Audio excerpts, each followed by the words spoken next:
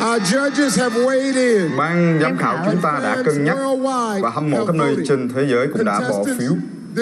Các thí sinh, đây chính là khoảnh khắc các em chờ đợi. Chúng ta đang mong đợi.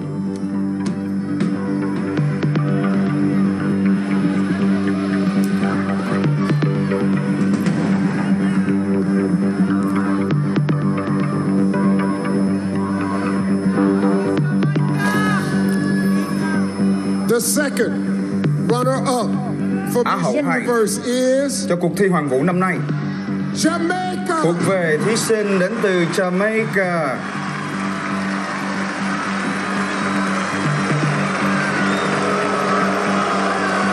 Congratulations. Xin chúc mừng em.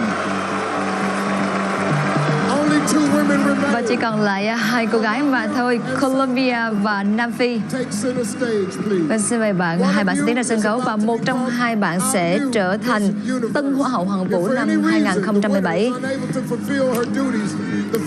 Và các bạn sẽ phải có những trách nhiệm của mình với tư cách là một Hoa hậu Hoàng vũ. Và bây giờ thì chúng ta đã có kết quả trên tay.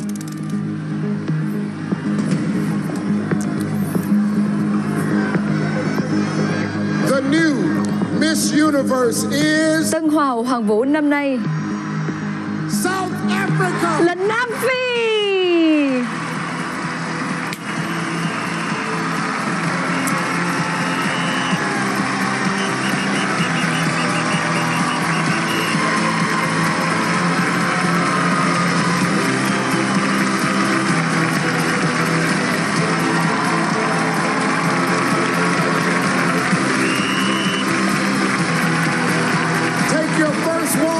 Và xin mời bạn hãy bước đi những bước đi đầu tiên với cương vị Hoa hậu Hoàng vũ.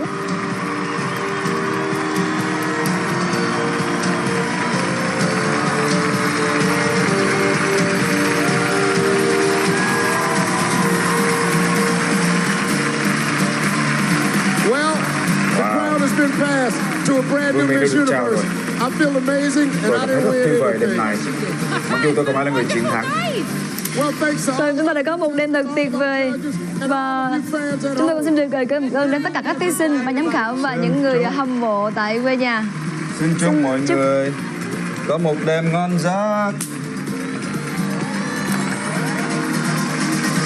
Yes.